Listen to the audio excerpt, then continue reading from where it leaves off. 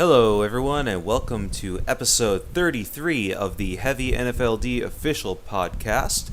On this episode, we are following the trend of the previous episode that we did by interviewing another member of the local scene in St. John's, Newfoundland. If you remember, on the last episode, episode 32, we spoke to Lucas Ellsworth, the drummer of Jim Jones and the Kool-Aid Jammers, about the band's upcoming third album. On this episode, we had a little chat with Andrew Marsh, who is the frontman, guitarist, and creative lead behind the blackened thrash metal outfit Winterhearth, who are playing at the upcoming installment of Midsummer Mayhem, the fourth installment of the festival.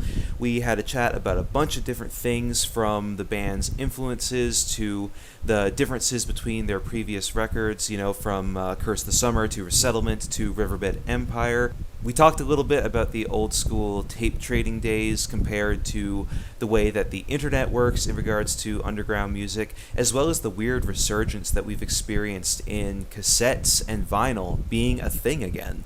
So, if that sounds like something that you'd be interested, then here we go. This is myself, your host, Akhenaten, also known as Greg Ravengrave, speaking to Andrew Marsh of Winterhearth. So, I am sitting here with Andrew Marsh, who is, of course, the creative lead, the guitarist and vocalist slash frontman of the blackened thrash slash blackened death metal band Winterhearth. So, how are you, man? Honestly, it's been a while since the last time we spoke. How have you been doing lately? I've been doing great. Hold on here. Now let me go to another room in the house just to make sure the internet's okay. Hold on here. No, doing a lot better than, with the... Honestly, I'm afraid to say I'm doing real good because that might screw something up, and then some brand new COVID variant will come and just put us all back to square one. I'm half afraid to even comment. Oh my god, yeah. I definitely feel that because here in Montreal, we're basically already in the fourth wave of COVID. Thankfully, our vaccination rates are actually quite high in this province. I don't know how they are in Newfoundland, but I hear that things are doing quite well down there. Is that true? I do believe they are. I don't know the percentages off the top of my head, but what I've been hearing, yeah, so far, full speed ahead with the vaccinations. All right, awesome. Well, I mean, that's definitely good news because it's something that I've been hearing a lot about, up here, is that I don't want to talk too much about my own shit that's going on right now, of course, but I'm trying to book a show for September 18th, and it's every other band that I ask either has broken up since the pandemic started, or they have members who are unvaccinated and they aren't able to get into bars to play shows. Oh, yeah, that's a logistical nightmare right there, isn't it? Yeah, so it's been pretty nuts, but then, I go on social media and I look at my news feed on Instagram or Facebook or whatever, and I see that there's a show happening every other weekend in St. John's, and I'm super fucking jealous because of it. Right. Well, for now, I mean, who knows? We got Midsummer Mayhem less than 2 weeks. Yeah. And I'm praying nothing crazy, no crazy outbreak or not. I don't want anything to jinx it. Yeah. No, same here. Totally. Now, speaking about Midsummer Mayhem, because honestly, that is the reason why we're talking. You guys are playing at this year's installment of Midsummer Mayhem. It's the fourth incarnation of the festival. I mean, I guess you could call it a festival. It's pretty much a festival.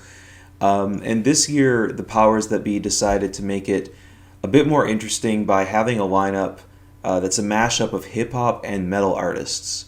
So how do you feel about playing a show that has such a widely varied lineup? Very happy. Yeah? It's incredible. I feel metal and hip-hop are the two genres in Newfoundland that get the least amount of attention compared to other genres. And what's crazy to me, when you think metal, you think the wall of Marshalls, you think the guitars and the loud drums, And with hip hop, you think like cool beats and samples and someone who can spit like a samurai. It's just crazy, right? But like the lyrical content, it's both angry music, and both genres just don't put up with bullshit. Yeah, I totally agree. Honestly, it's weird because like when I was a teenager, man, I used to be such a friggin' elitist when it comes to metal. It was like, yeah, the metal's the only good thing, man. Everything else is garbage. But as I've gotten older, like I've gotten like really into hip hop, especially a lot of like old school shit from the '90s, and I think a big reason for that is because like these two genres, they're both really fueled by aggression, you know, fueled by like a lot of anger. Metal might be coming from like one direction with it, and hip hop is coming from another. Especially like when you're looking at the history of these two genres and how they originated. Metal coming very often from like the working class background, you know, with like the guys in Black Sabbath working in factories when they were teenagers or whatever, and then the guys in like the '90s hip hop world, you know, growing up in ghettos with like dealing with gang violence and living in poverty. Like these two genres are just fueled by this anger and like resentment towards the society that these people have grown up in, right? So I think that like having metal and hip hop together in the same lineup, it totally makes sense to me, even if a lot of fans of the genres might not think that way, you know. Oh, absolutely. I'm looking very forward to all the hip hop talent on this bill. Like I'm floored by how good they all are.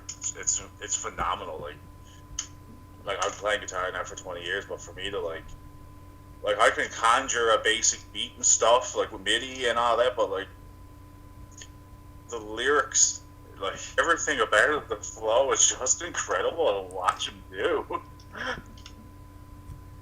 Yeah, honestly, I totally agree. So I really wish that I could be there to see it, man. But it sounds like it's going to be a lot of fun.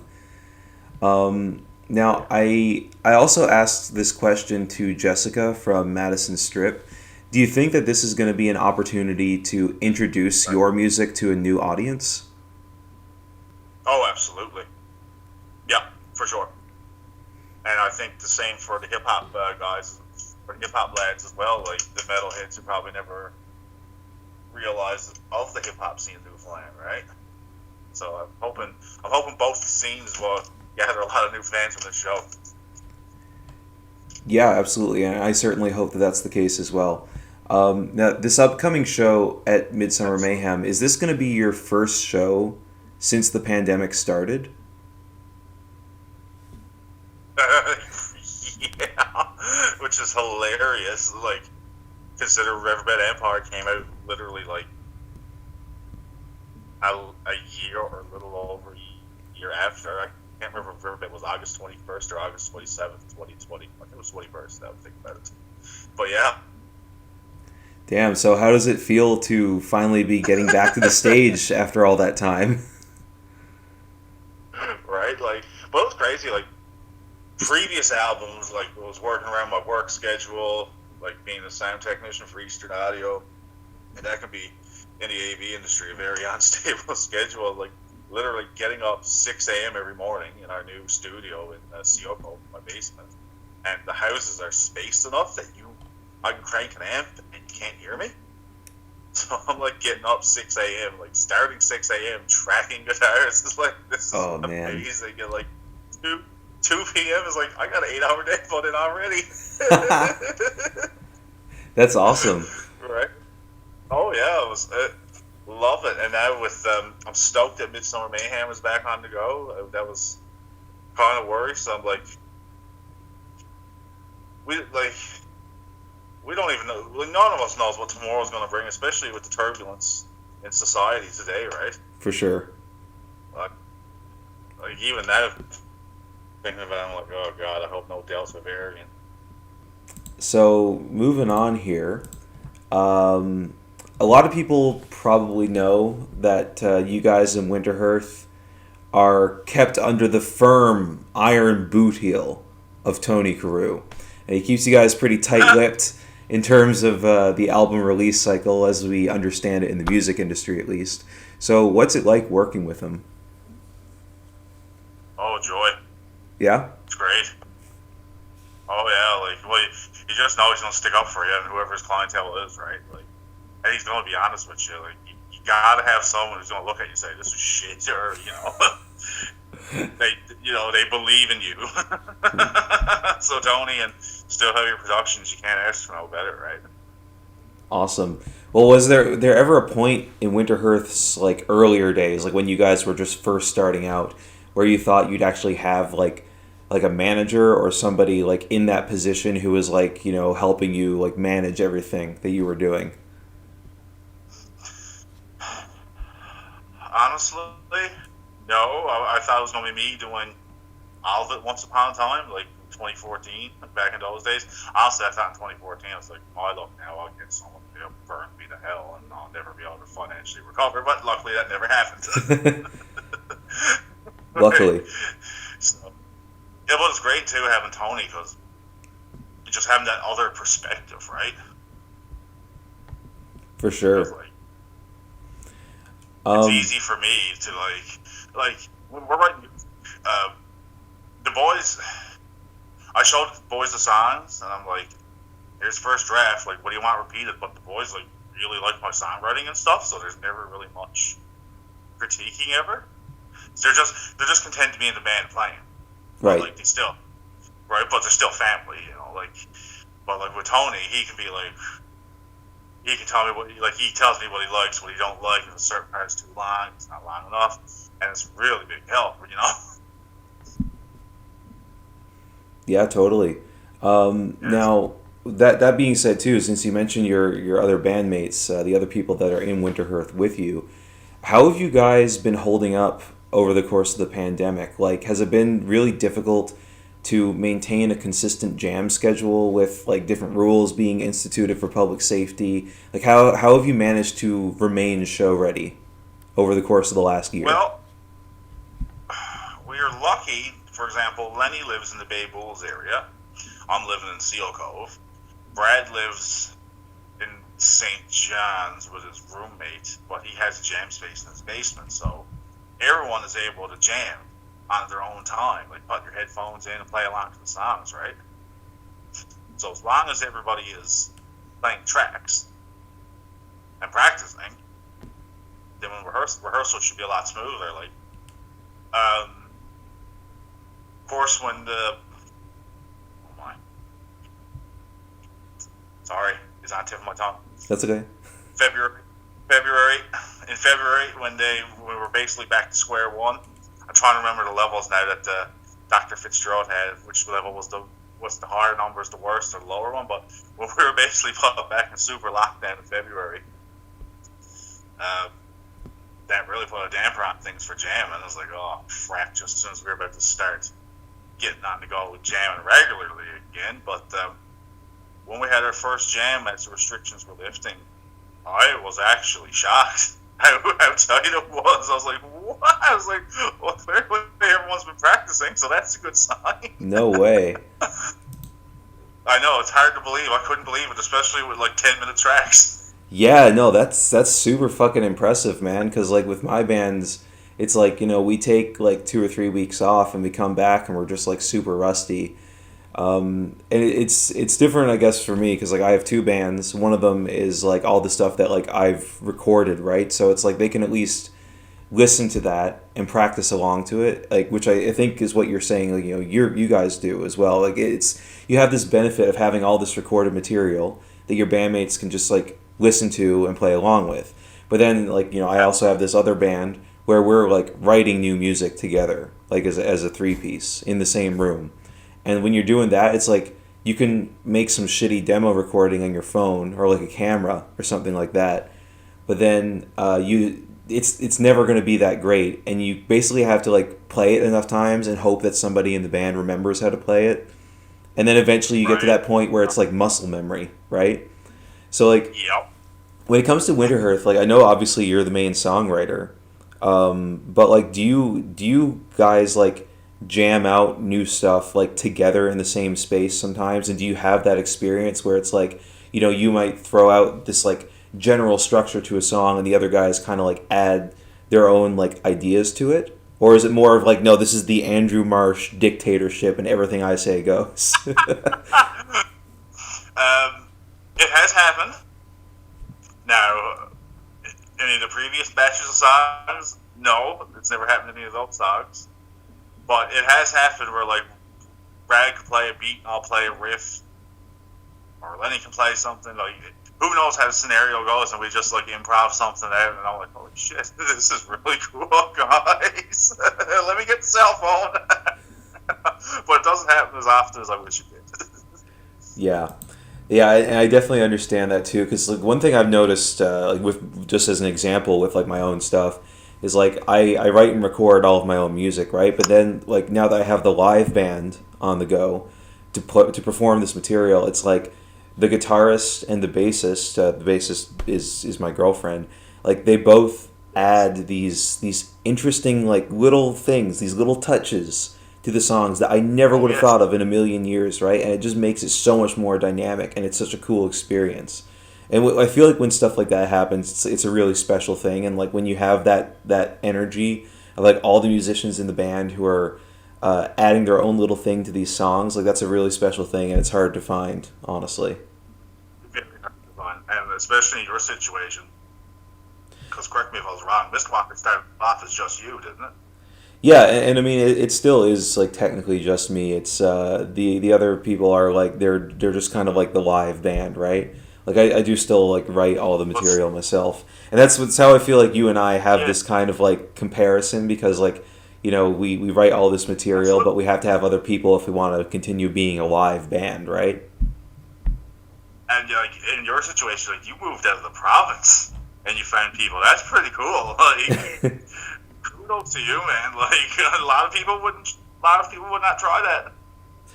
Well, you know, I mean, that's true. It was definitely a risk, and it took a long time, but it did eventually work out. We had a few lineup changes, but I mean, you know, Winterhearth, that you guys went through the same thing. You've had a few lineup changes over the years. That kind of stuff happens in bands. It's hard to find people who you know are committed to playing music, especially when it's music that like you know they might not necessarily have like 100% of the creative input in, right? Like I feel like a lot of musicians are fucking divas. Oh, they certainly can be, I gotta say. But I gotta say, all the members, past, present, and Winterhearth, I haven't had to experience any of that nonsense that some other bands have experienced. Yeah, like I'm pretty happy with the new lineup and everything, and well, not new now, I guess. Just hilarious. I look at all three albums, all three LPs, and it's like I'm the only consistent member. It's like, oh, this must be how it feels to be Lemmy on the Motorhead albums. Oh, totally, for sure. Like he didn't care, man. Just fun today, come hell or hot water. Yep. Yeah. The thing is, I feel like there's a lot of metal bands and a lot of rock bands where that's the case, right? There's the one or two core members, and everyone else, it's like a revolving door. Megadeth is the same way. I was just thinking Megadeth, actually. Yeah, there's very, very few metal bands that I can think of who haven't changed members over the years. Like, Metallica's probably one of the only ones I can think of, because, like, the only reason they changed their bassist is because he fucking died, right? Exactly. Like, I mean, they've had the same lineup, more or less, for their entire career. So, that's a rare case, though. Exactly. Very, very, very rare. I mean, look at ZZ Top. Yeah. I mean, Dusty Hill passed away recently. And, like, I can't remember, like, dude, I don't know ZZ Top's history, like, the early days that well. It's like, did they have a drummer before Frank Beard? Like, because if not, it's just the same three people since day one. Yeah. And that's an incredibly hard thing to find. That's so fucking rare. It's really impressive whenever there's these, like, old rock bands who have been around for, like, you know, 50, 60 years at this point, and they're still got the same lineup. Like, that's such a hard thing to find. Even the Beatles had a drummer before Ringo Starr. I know, right? A lot of people don't know that. No, back when they were called Silver Beatles. I do believe that was their name. Yeah. Now, I guess since we're talking about other bands, I figured I'd bring this up because, like, obviously we want to try and keep this conversation mostly Winterhearth centric, considering that, you know, I'm interviewing you, you know, even though you're trying to interview me, seems like, to some degree.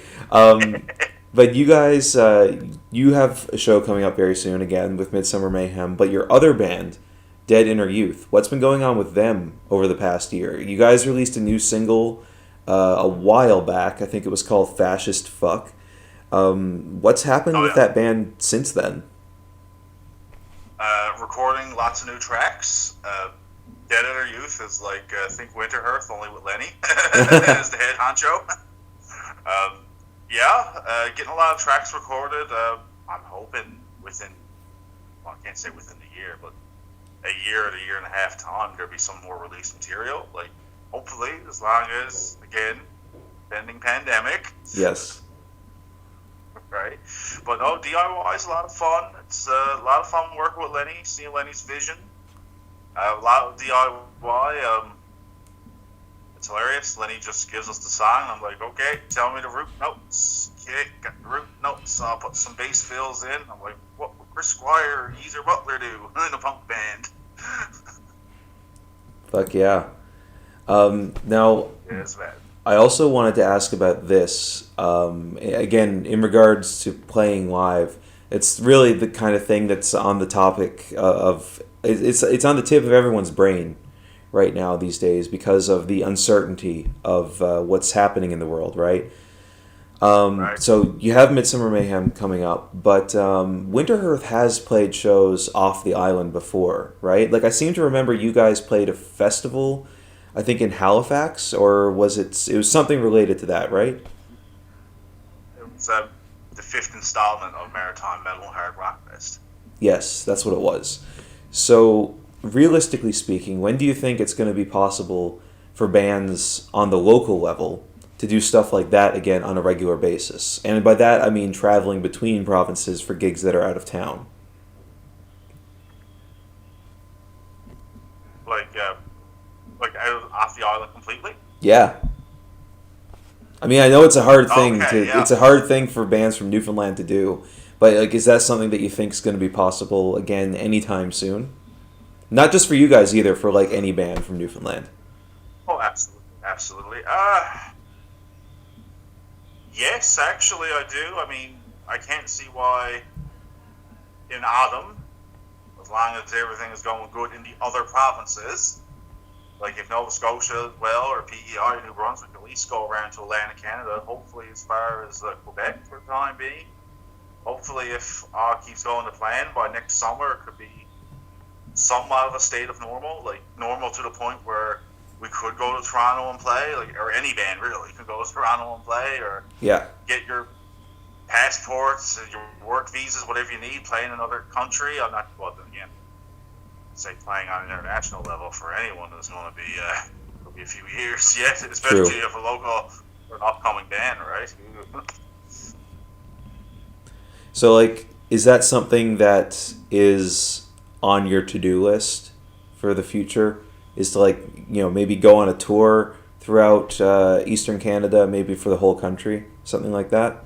Oh God, I'll play anywhere if given the right opportunity. Ship me wherever, guys. As long as we can make it work, let's make it happen. Well, yeah, I would love to tour. I mean, if I had it my way, that's what I'd just do every day. Just tour around the world. But obviously, money and logistics. Yeah, I mean, I could say that for every musician that I know, I think that's what they want to do. Oh, absolutely. But yeah, definitely got my sights set on that down the road of life.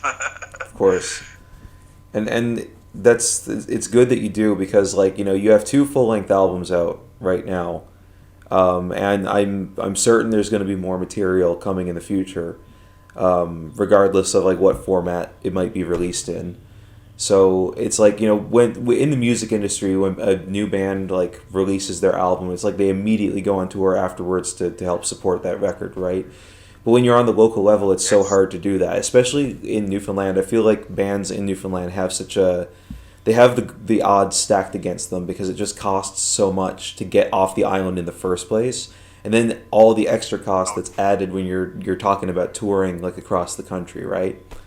So I don't know, it's a hard thing, but anytime any band like wants to do something like that, like, I commend them, because you're 100% going to go in the hole. Like, it's guaranteed. You're not going to do it and not pay out the ass for it. Yeah, unless like you got a real smart team behind you.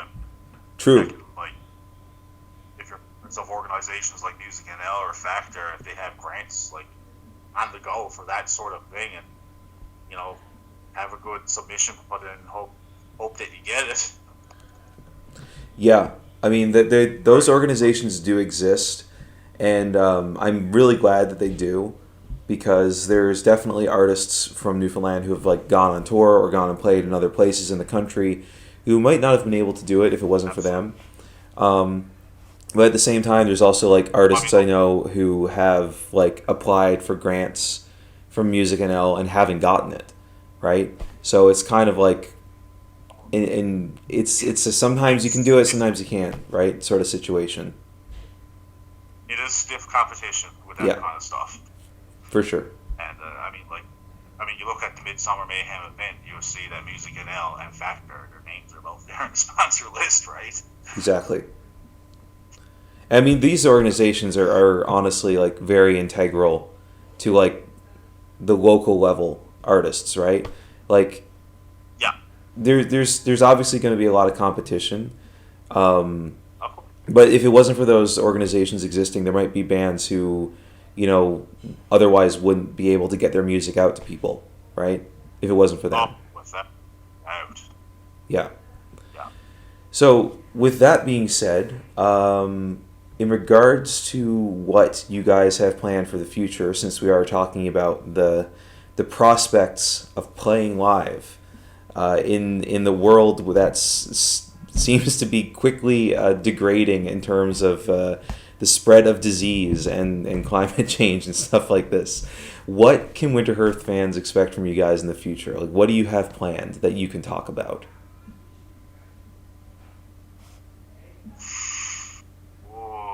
Talk about anything. Oh no! Oh, it's got to all stay under wraps. Yeah, but I will say this: you'll all be happy. Okay. I aim to please. Fair enough. I mean, you know what? I can't ask for anything more than that. The records that Winterhearth has released. I mean, I've been a huge fan of them. I misspoke earlier, by the way. I said you guys have 2 full-length albums out, but you have 3. I misspoke. I made a mistake there. My bad. Curse the Summer, Resettlement, and Riverbed Empire. Yeah, so 3 albums. So you guys have 3 full-length albums out now, and plus there's like some EPs and like demos and splits and rehearsals and stuff like sprinkled in here and there. And I've loved everything that you guys have done. I remember being a little bit critical of Resettlement, like way back in the day, like when that album first came out. I think it was in 2016, and like, it's funny because I wanted to talk to you about this actually. I've gone back and re-listened to that record, and my opinion on it has changed quite a bit. Actually, I feel like if I was to review it, like right now, I would give it like a much higher score. I think it was an album that just kind of needed more time to grow on me. So I just felt like I needed to let you know that. It's okay. Everyone's entitled to their opinion, man. It's okay. Like, everyone likes they like, and I'm the same way. Like there's an album I could listen to 5 years ago, like tested it today. I might have it on 4 times a day. Like it's on the ear of the beholder, right? For sure. But Resettlement was different. Well, what I would say about Resettlement is that it seems like with that album, you definitely like upped the Carcass influence by like 10,000%. Like, yeah, it was like I tried. The best way to describe it, I said to the boys in the recording process, it's like the Gothenburg sound and the Carcass feel, but with the lo-fi sound of 90s black metal. Yeah. And it totally works. It's like the HM2 pedal death metal stuff, but mixed with like, Immortal, right? And and it didn't make sense to me at the time, but it makes sense now. So I don't know. I feel kind of bad about that, but it is what it is. I don't think it made much sense to me at the beginning either. But I think part was Sorry, go ahead. Oh, sorry. The funny part was Curse of Summer got a lot of popularity in the local area. Mm-hmm. So I was hoping, you grow, common sense, a band grows. Of course. And it was hilarious when Settlement came out. We were more popular. The fan base on the mainland started to grow massively. I was like, what? This is like backwards now. like my head, like we had people from the mainland who loved Resettlement, but didn't really care about Curse of Summer. That's so weird. Like, what the hell? What is happening here? It's hilarious, really. Like, it's just so cool to see everyone's different views on music, right? Yeah, totally. I mean, I didn't realize that was the case. Because I remember one time I went in and checked out your your Bandcamp stats. Because there's a certain way you can do that even if you're not the owner of the Bandcamp page. Like, you can still see here's where people around the world are listening to this band in particular. It might not have been through Bandcamp. It might have been through something else. And I noticed you guys had a strange pocket of popularity in South America specifically. And I was like, that's so weird. Yeah. But that's so cool, though. It's so cool that a band from Newfoundland is reaching South America. That's awesome. Good old internet, man. Exactly. Sure, I do. When I open the window again, heat wave mode. I can't remember if it was Austria or Hungary or both. Like, we had pockets of people listening to Resettlement in Hungary and Austria. Yeah, and you know what? I remember you telling me about that at the time, and I thought that was so cool. It's just really awesome how the internet has allowed this stuff to happen. But now, on the topic of that, because I know this can get a bit contentious with certain people.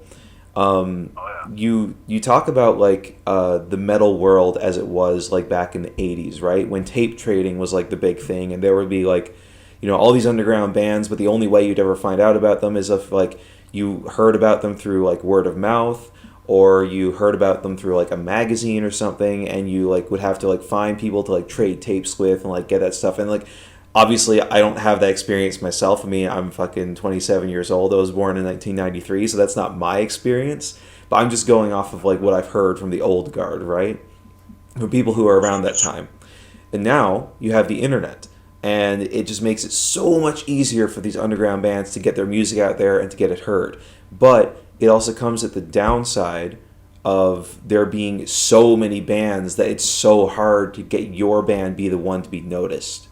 So, which do you think is better? It's it's a hard philosophy to tackle because scenario one in the tape trading days, well, we're up shit creek without a paddle. If you're from Newfoundland in those days, right? Yep. So, for us to thrive, you got the advantage because, we're 500,000 people population. It's not like we're seeing black metal band from Oslo, Norway. Yeah. Or thrash metal, neo thrash band from San Francisco Bay Area, because we both know, the average, with the internet, the average consumer, lots of times their attention span, right? So, in this day and age with all the great technology, it's great for guys like us, because we're people like me and you, we're trying to find those demos from 86 or 87 from this obscure band that probably never even released a full-length album. Probably only played 10 shows in their life, right? Yeah. So, and the other downside, though, the average consumer, a lot of consumers now, they only listen to a song for 10 seconds and they just click it off again. That's right? true. And that's really sad. And it's true that people's attention spans have gotten shorter and shorter. And that's why it's gotten so much harder for smaller independent artists to get their stuff noticed. But every now and then I see some interesting thing that a band will do that really catches my eye, and I'm like, oh, that's a really unique marketing strategy or whatever. But it's hard for people to come up with that kind of stuff on the fly, especially when the internet is changing so rapidly. Yeah. Oh yeah, and like the pace of change is just faster Oh and yeah. faster and faster. Like, oh yes, labels nowadays telling up and coming bands like we don't even want to release physical format. It's Yeah. like whoa. So it makes me wonder because we're both seeing with new artists just they're releasing songs every 2 or 3 months now, just a single track. Is like, is this going to be like the days of like Johnny Cash and Elvis and 45s, just Yeah. in a digital universe? It's an interesting time to be living in, dude. You gotta say, it's pretty crazy. True, and that's one of the things I was thinking of when I mentioned earlier how there's bands that have like that try like unique marketing strategies. That is one thing that I've noticed, and I've talked about this with my girlfriend as well. It seems like the trend now is for a band to release like either just a single or even just like a 3-song EP or something like that, and like put out one music video for it and like really try and catch people's attention that way. Because people, unless they're like diehards, right? Because like you and me, we're like the hardcore fans, like you mentioned earlier, trying to find those little demos, that the really obscure shit. We go after like the full length records, right? We're people who will like put money into buying like a physical copy, like a vinyl record of a band's release.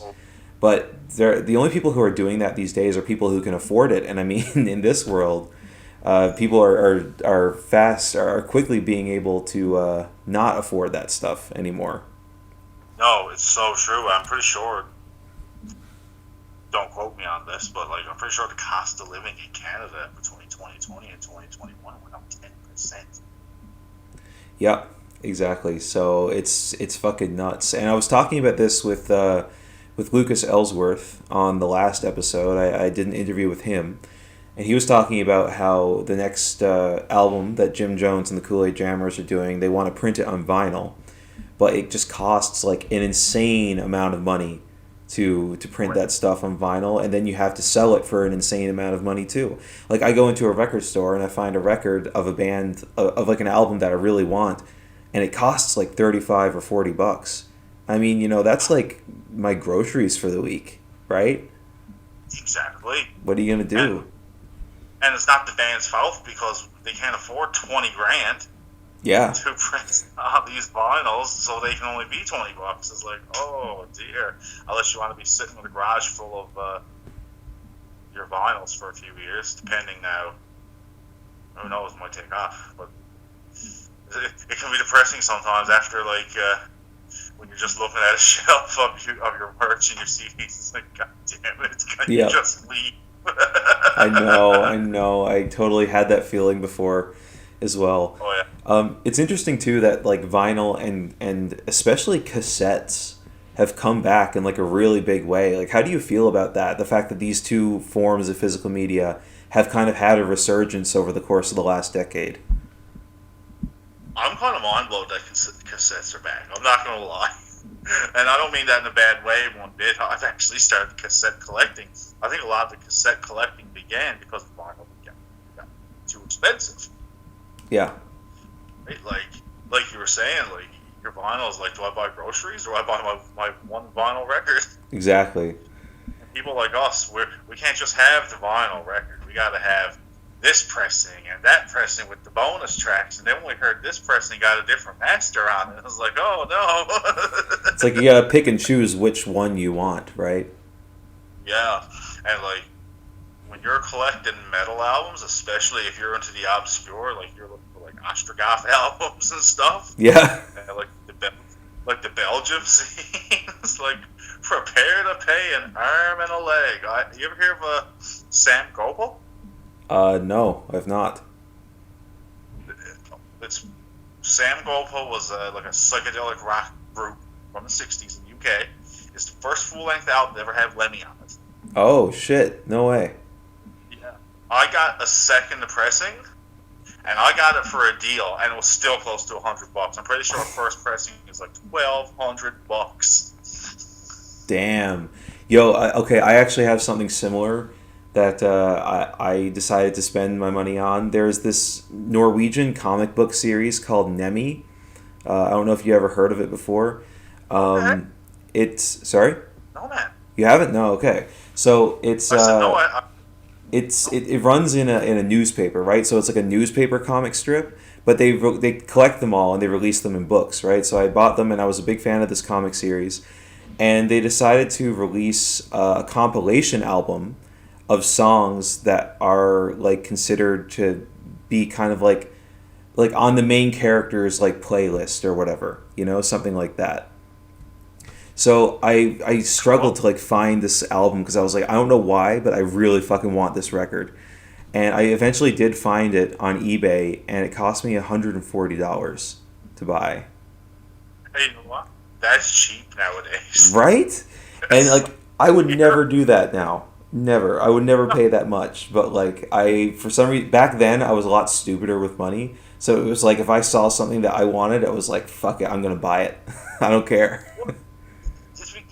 It's that taste of independence, right? That you're able to sustain on your own and buy something out of money that you earn through working a 40-hour work week, right? For sure. Now, speaking of that, I guess the last question that I'll end on for tonight is when it comes to playing in a band. I mean, obviously you and I know this very well. We've been playing music for fucking forever, as far as I know. And it's a industry that is often not very rewarding financially, right?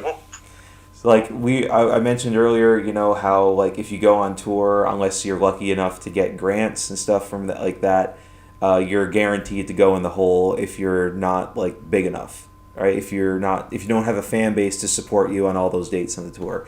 So for you, what is the fulfillment that you get when it comes to playing music, like beyond the monetary stuff? Because for a lot of us, like that's not happening.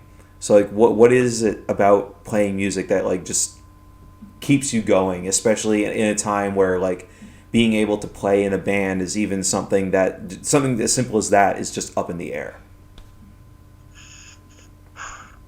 I still ask myself that question ever since I was 12 or 13 years old. Honest to God. Yep.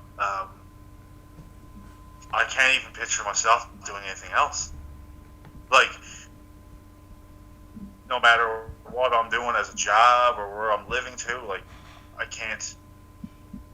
Like, what would I do? Like, what am I do? Sit down and watch anime all day? Right? Like, as fun as that is, I guess. Maybe for us, maybe for people like us, it's the same fulfillment as like the people who like build birdhouses and shit like that. Yeah. Maybe it's that same psyche. We just haven't tapped in. No psychologist has made this connection yet, right? But like just having that fulfillment, like seeing, like for example, holding Curse of Summer in my hand for the first time ever. Or holding a Winterhearth shirt, or in your case, a Mistwalker shirt, or like for the first time ever, like going through all the trouble of figuring out vectors and what 300 DPI means because you're 18 years old, you got no clue on graphic design, and working with people, you're half stressed out because you're taking your hard-earned money, and at that time when you're just new in a band, you might have only made $50 on door if you're lucky. Oh my God. Right? You're lucky if you make that, yeah. Like, right? And then you're like, oh God. Like, especially, like, back in those days, like 10 years ago, I was like, oh. But, yeah, like, a lot, for me now, is like, I released the album, and I was like, how can I artistically raise that bar higher for me? Mm-hmm. Right? Like, in my mind, like the day Riverbed Empire came out, I was like, holy shit. Like, I finally got to write the album I always wanted to write. I wanted to write, like, a black metal meets And Justice for All kind of album. Like, these 10-minute songs that were riff-oriented. Now, a lot of longer black metal tunes tends to be more on the atmospheric side. Unless now your band, like, Enslaved. But, yeah, like, just thinking about it now, I was just like, holy shit, how am I going to top this 2 or 3 years down the road? Am I going to be able to? Of course, yeah, somehow.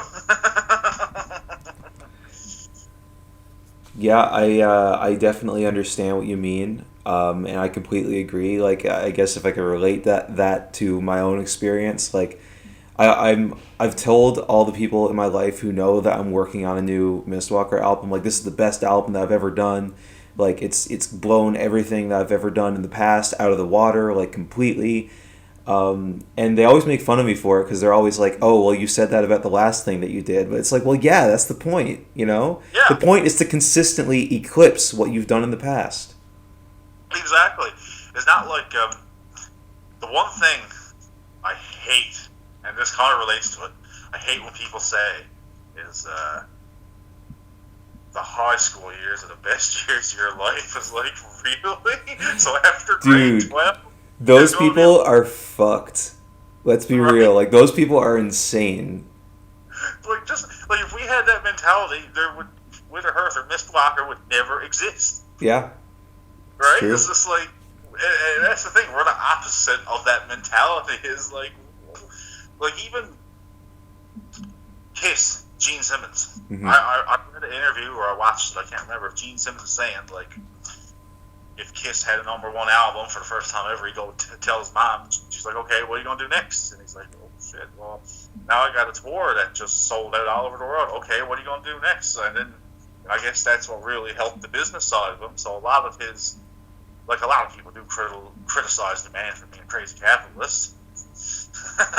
True. Like, nowadays, when you think Kiss, you don't even think of band, you think of product. Yeah, you think of the coffin, the Kiss coffin, right? That's what I first think of. Right. I guess a lot of that probably stemmed from Gene Simmons' mother. Just being like, what are you going to do next? What are you going to do next? Like, just pushing them, right? Yeah. What are you going to do next? I'm going to marry a Newfoundlander. True. But yeah, no, it's a good attitude to have, honestly, because it's like, you know, there's...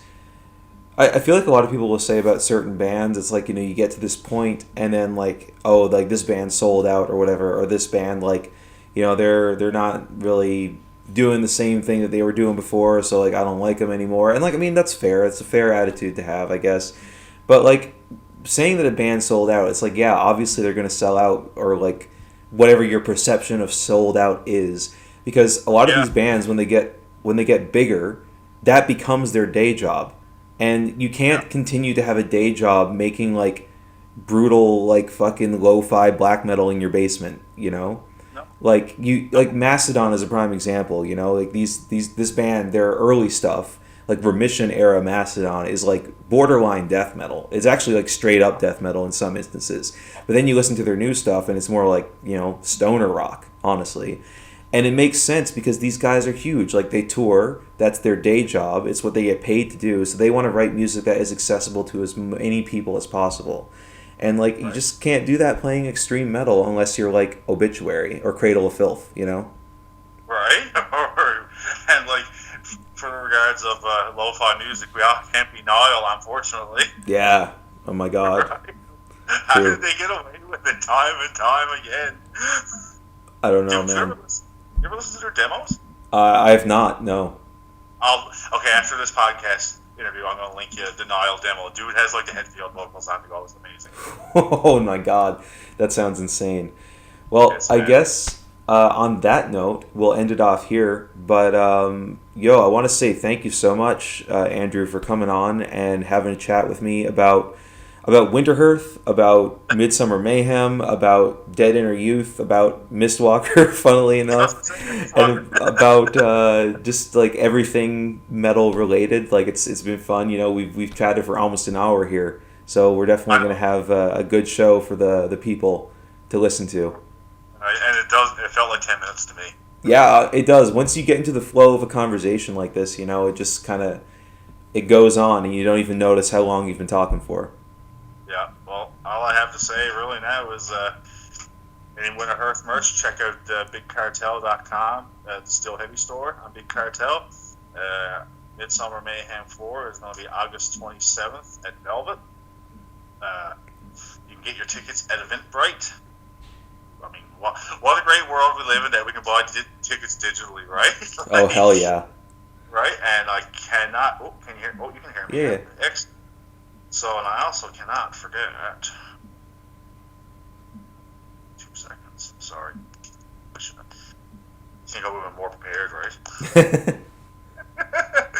Like, it's going to be a great show. It's going to be great. I'm stoked to play with hip hop guys, and we cannot thank our sponsors enough. I mean, like Factor Music and L, Downtown Comics, Eastern Audio, Still Heavy Productions, Hip Hop NL, EKG Studios. Like, every little bit helps, especially in our scenarios. For sure. All right, man. Well, thanks so much for talking to us, and I hope that you enjoy the rest of the evening. Oh, you too, man. Thanks for the opportunity. You're very welcome, and we'll have to do this again sometime. Yes, man. Have a good one. You too, man.